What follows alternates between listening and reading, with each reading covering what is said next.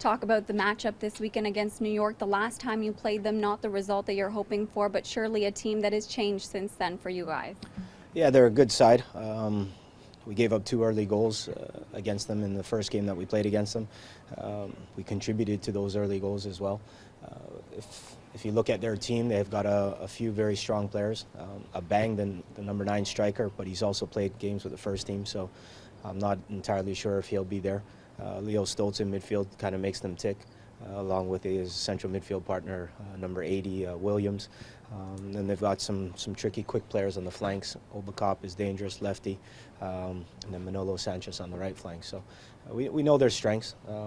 We think we match up against them, and it's like you said, we want to redeem ourselves from the first game that we played against them. It feels like your team is finally starting to gel together, hit their stride. Is part of that and due to consistency and having the same lineup for the past 2 games in particular?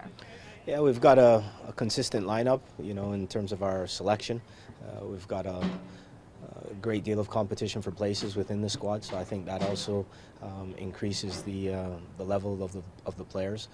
If you look at it, we can only name 18 players to the squad, but we're training with 25. So there's fierce competition throughout the squad, and that's in credit to some of the younger players that have come up from the senior academy team. So if we can develop that level of consistency, then it bodes well for us. We've created a lot more chances, as I've noted in the past, in all the games. So that's encouraging to see.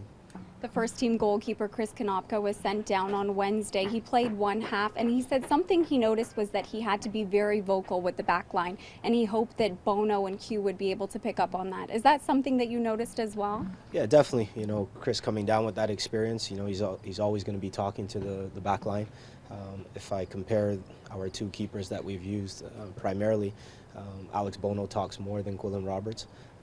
And then there's Skylar Thomas in the back, who's very vocal.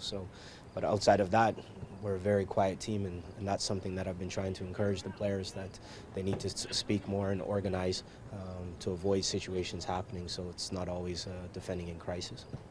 The Red Bulls are coming off 2 losses and a tie. Do you think do you expect them to be a little bit easier tomorrow? No, I think they play in the same mold as their first team. They're very aggressive, pressing from the front. Sometimes one might look at it and say they're recklessly pressing from the front, but they basically go, and maybe it's not the first or second guy that tries to win the ball. It could be the third or the fourth, but that's their game plan. That's how they play.